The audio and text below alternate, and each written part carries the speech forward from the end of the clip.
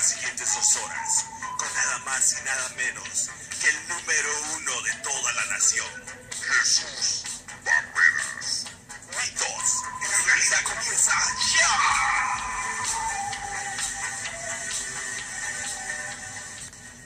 Muy buenas noches, queridos amigos desde la ciudad de Chicago. Sean bienvenidos a Mitos y Realidades en radiovive.us. Donde quiera que nos estén viendo, reciban un saludo de mucho corazón de aquí, de parte de todos los que trabajamos en Radio Vive, no solamente de mi parte, de Mitos y Realidades, sino de toda la familia que está creciendo, y la abuela está preñada todavía, JR.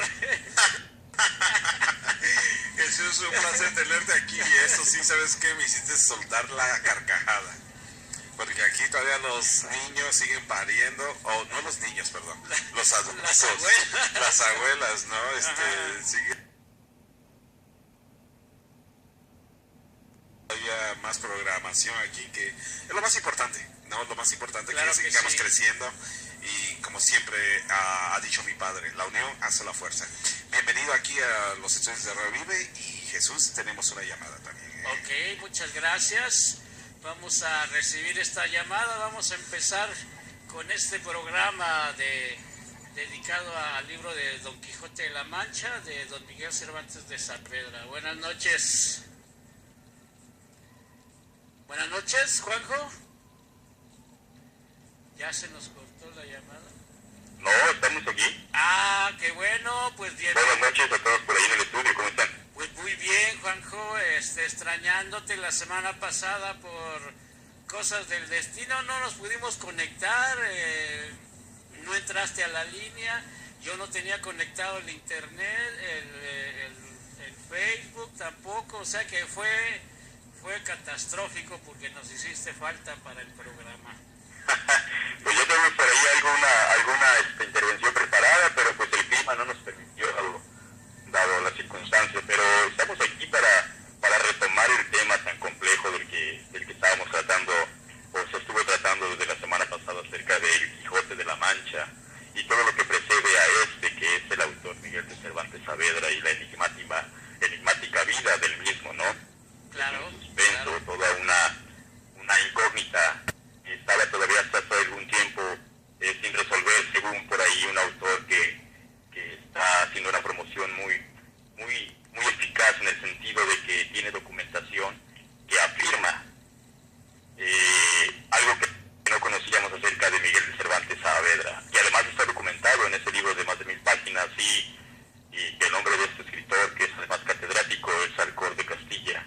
Y pues suena interesante lo que viene por ahí para comentar acerca de ese mito o realidad acerca de Miguel de Cervantes Saavedra. Sí, pues suena interesante. Yo leí un poquito lo que me mandaste decir y me dejó, la verdad que yo no sabía nada de eso, Juanjo. Yo también estaba un poco ajeno a ello, había escuchado algo, pero siempre estuve con esa incredulidad al respecto, ¿verdad? Por ahí había escuchado yo que Miguel de Cervantes no había existido, que era mero mito, etcétera, ¿no? Pero según este autor dice que, de hecho, afirma, ¿no? Sí. Y documenta que Miguel de Cervantes fue solamente un seudónimo, ¿verdad? Un seudónimo que tomaría, en el mismo caso, la personificación del príncipe Carlos III de España. Fíjate nada más. Okay. Y a la postre también adoptaría el nombre de El Quijote de la Mancha en la historia. ¿Qué tal? Entonces, que sería un mito eso de que él fue un militar y que participó en la batalla de Lepanto. Fíjate que, según la documentación que se tiene, porque se tiene muy poco acerca de la vida de Miguel de Cervantes, sí. Hay un intervalo de tiempo de algunos 20 años, 24 años perdidos por ahí, que entonces ¿dónde andaría, no? Miguel de Cervantes. Dice que por ahí este autor, que la decodificación estaba ahí, ¿no? Sí. Y que le toca a él la codificación, ya que después de 400 años, como incluso en alguno de sus párrafos aclara Cervantes en el Quijote,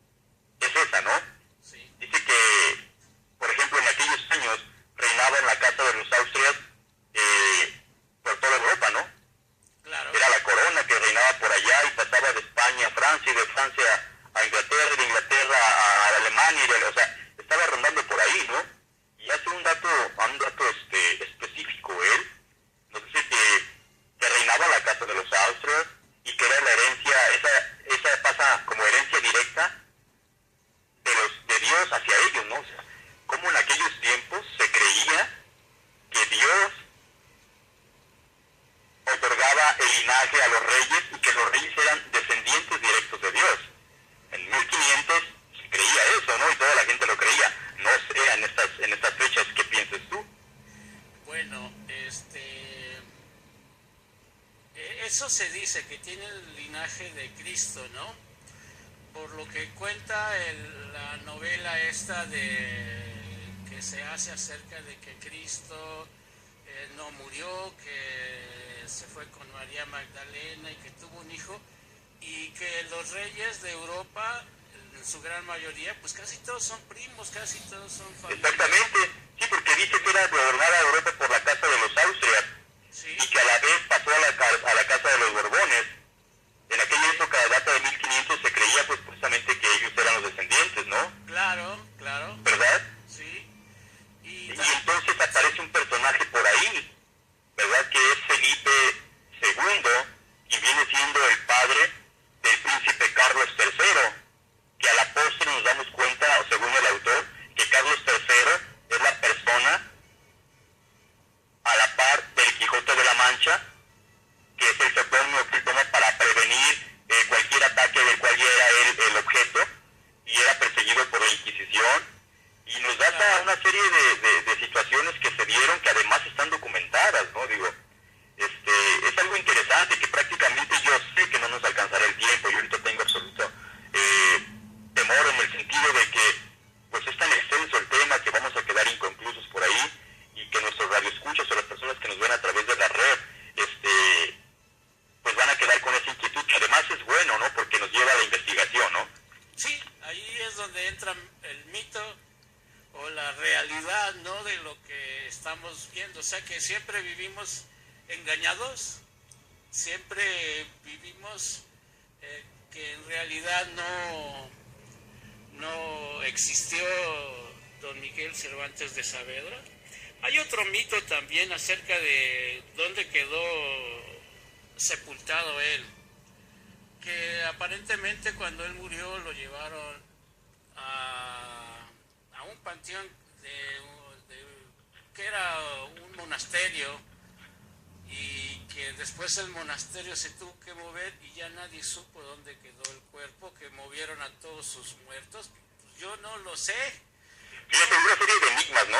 Sí. Situaciones que no han tenido una resolución absoluta desde aquellos tiempos, que nos dejan entonces con ese tipo de lagunas, ¿no? Sí. En aquellos tiempos, pues se dice, ¿no? Está documentado que el príncipe Carlos III, quien es Miguel de Cervantes Saavedra, con el seudónimo del mismo, y que a la postre es Quijote de la Mancha, en la autobiografía que hace Miguel de Cervantes Saavedra, ¿no? Comentan que él era un príncipe, pues que fue rebelde, ¿no? Se habla de lo que se conoce del príncipe Carlos III, ¿no? Y que él siempre estuvo en contra, fíjate, de la monarquía a la cual él pertenecía, ¿no? Porque él nos explicaba de repente el hecho de que, por ejemplo, la Carta Magna decía que en España se lleva a cabo una monarquía constitucional, ¿no? Es decir, es regida por una monarquía constitucional, que los reyes se deberían de casar con reyes para que siguiera todo ese linaje, ¿no? Y por eso de repente Carlos III ponía el dedo en la llaga y estaba en contra de todo ello, ¿no? Porque decía que cómo era posible entonces que sucedieran tantas barbaridades en aquella época y que los reyes de repente se casaran con plebeyos. Y demandaba todo eso, ¿verdad? Institucionalmente lo demandaba, siendo un miembro de la corte. Era el príncipe Carlos III, heredero de la corona española, que en aquel tiempo era, pues vaya la redundancia, el imperio, ¿no? El imperio, lo que ahorita vendría siendo, o la época actual, lo que venía siendo los Estados Unidos, ¿no? Que son el sheriff del universo, ¿no? Sí. Como se autodenomina, ¿no? Entonces, él estuvo siempre en contra y acusaba a la monarquía. Entonces decía, entonces se encuentran en un estado morganático o morgánico, fuera de la constitucionalidad que les está rigiendo. Y una serie de detalles y acontecimientos que él señalaba. Entonces, por eso fue la piedra en el zapato, ¿verdad? Y como heredero directo de la corona, pues no les gustaba para nada, ¿verdad? Entonces, vamos a pasar así rapidito para saber quién fue Carlos III, ¿te parece? Dale. Carlos III, o Don Carlos, o Miguel de Cervantes Saavedra, o Don Quijote, ¿verdad? Los tres juntos. Los tres juntos, fíjate, para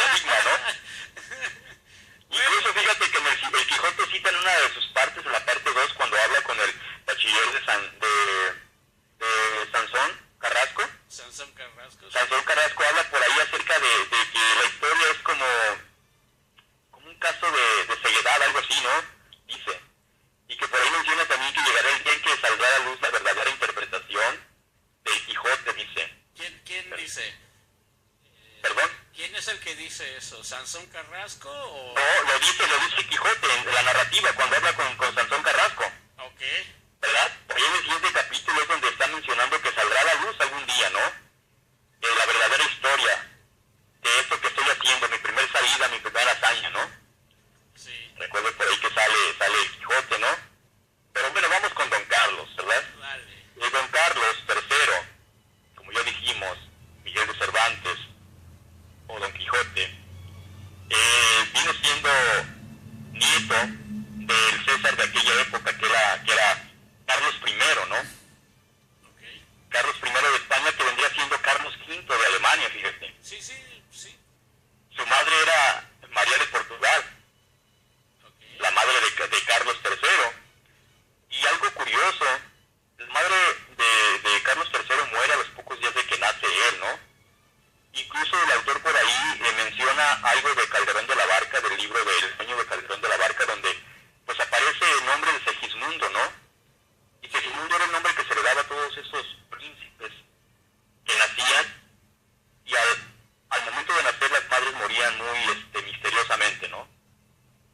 Como sucedió pues, por supuesto también con el príncipe Carlos. Muere María de Portugal a los pocos días de que nace, y es criado como un niño pues, totalmente rebelde, ¿no? En una corte libertina, que era la corte borgoñesa. Es criado por Leonor de Mascareño, ¿verdad? Y Magdalena de Alba, que esta a la vez era esposa de un Luis Quijadas, que por ahí vamos más o menos a entrelazar, como de repente después aparece entonces el Quijote de la Mancha, ¿no? Como tal, a partir de esa influencia que pudo haber existido, entre la crianza que tuvo directa por parte de Magdalena, que era la esposa de Luis Quijadas, ¿no? También se ocupó de la educación de él la tía paterna, que era Juana de Austria, ¿verdad? Entonces, fue criado mimado, un niño rebelde, un niño que tuvo todo lo que pudo tener al alcance cualquier hijo de la monarquía, ¿no? Y heredero de la corona, ¿verdad? Después de 9 años, Felipe II enviudó, ¿verdad? Y se casó después de 9 años nuevamente con María Tudor, fíjate, la mal llamada Bloody Mary, ¿verdad? Y provocó aquella guerra catastrófica entre católicos y protestantes a capricho personal, ¿verdad? Okay. Está por ahí también un personaje muy importante que es Juana de Castilla, y viene siendo como la bisabuela del príncipe Carlos, ¿no?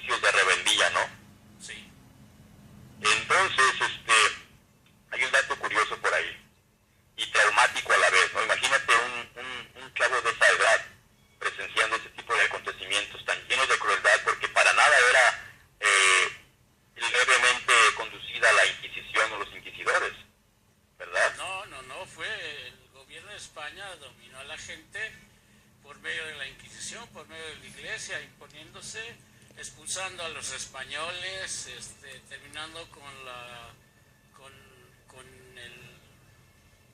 los moros que estuvieron dominando durante casi 700 años al territorio español, y después ellos se volvieron los dominadores, que se le llamó el reino donde nunca se ponía el sol.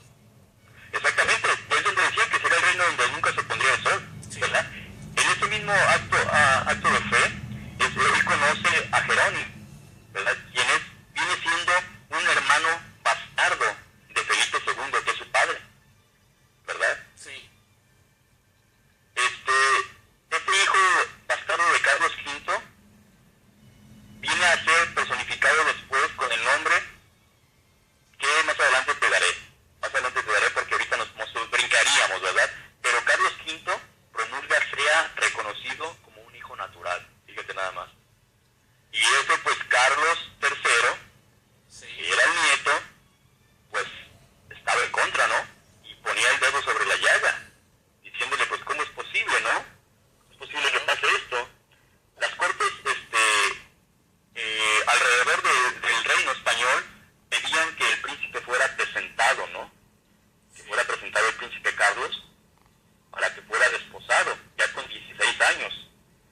Y es ahí donde aparece un personaje muy, pero muy importante en todo esto que viene a desembocar en el gran hidalgo Don Quijote de la Mancha.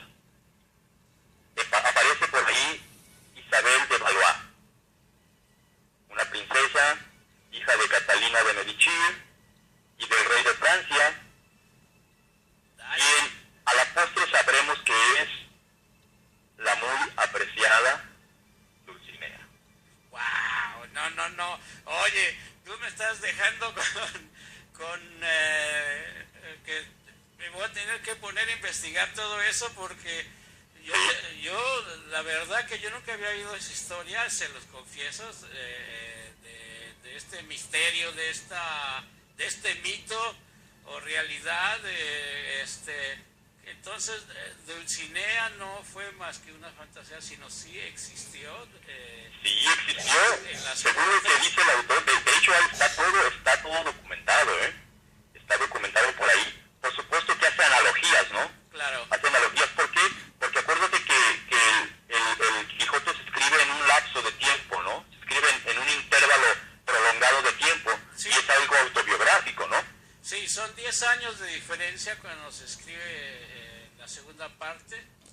Y allí es donde yo quería entrar un poquito, si me permites, Sí. acerca de los personajes, que el Quijote, fuera de todo este contuberrio y esas cosas que sucedieron en la, por decirlo así, los seudónimos, todo eso que estás nombrando, es un libro precioso porque tiene libros adentro de los libros.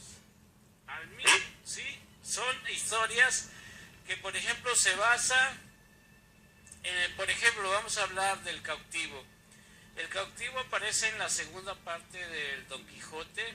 Ajá. Y él cuenta su hazaña que pasó en Argel, cómo fue liberado, cómo fue ayudado por... Incluso fíjate que exactamente hablando de los personajes, también son decodificados, ¿eh?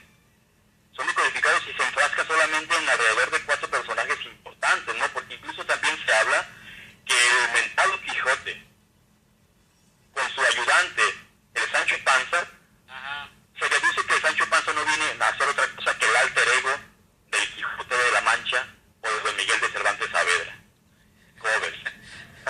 Es la racionalidad en la irracionalidad de la locura supuesta del Quijote. Bueno, porque Sancho siempre replicaba a Don Quijote sobre sus acciones, y él le decía que estaba equivocado, pero él estaba igual de loco porque lo seguía. Sí, pero es la correlación que se hace, ¿no? De que supuestamente es el alter ego, Sí. porque va del lado de la conciencia del mismo Quijote, ¿no? Es algo inseparable. Claro. De la sin razón a la razón, ¿no? Sí, y Es esa cara opuesta. Por eso son antagónicos el Quijote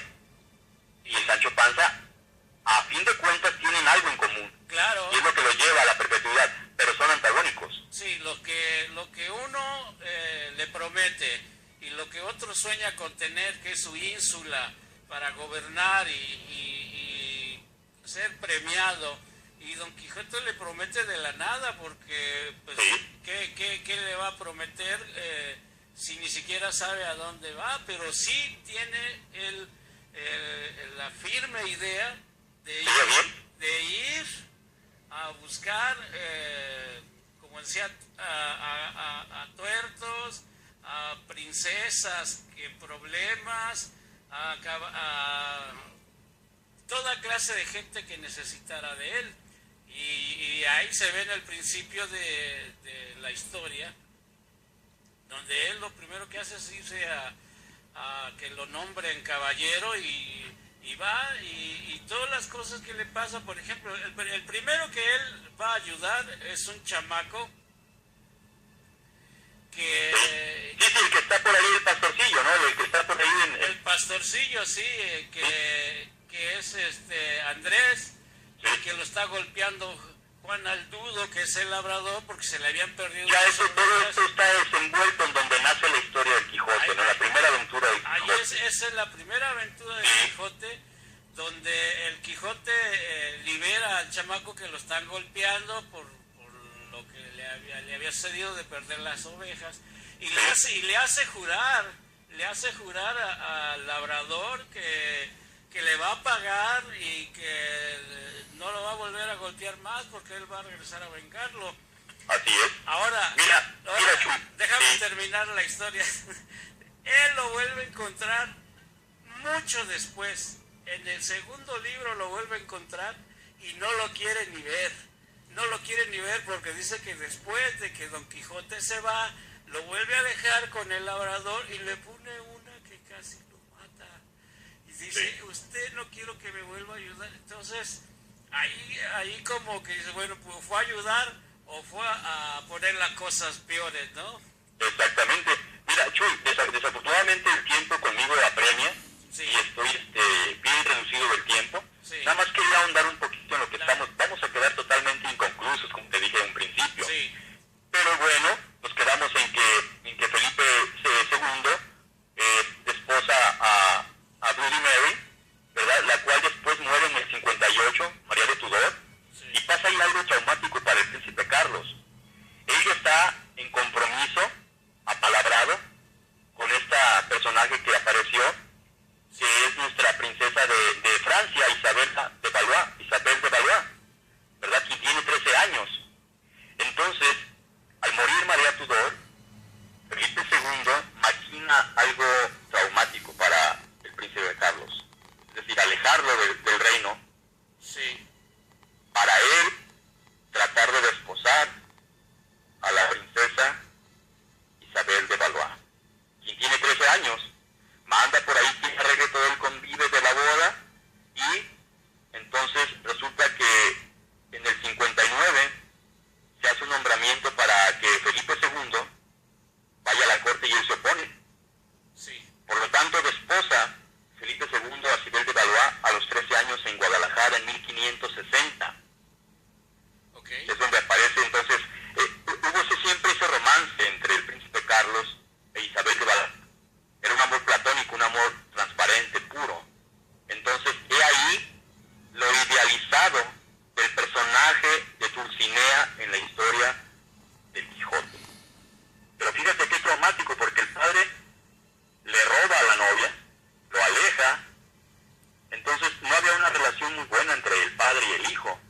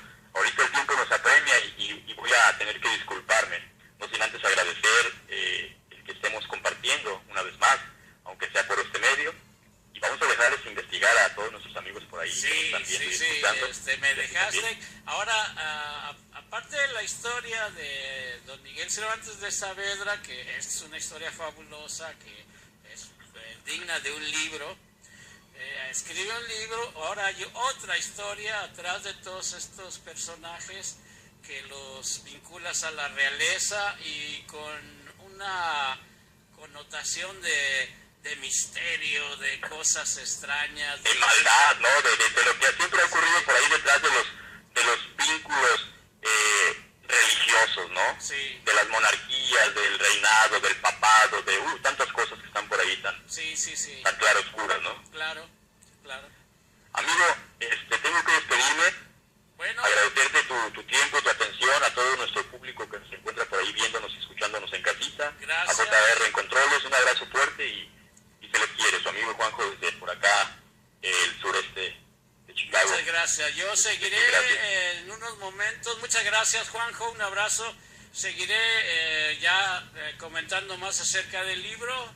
Ahora sí, Juanjo me dejó con el ojo así como, ¿será verdura el ajo? Bueno, regresamos en unos minutitos. No se vayan.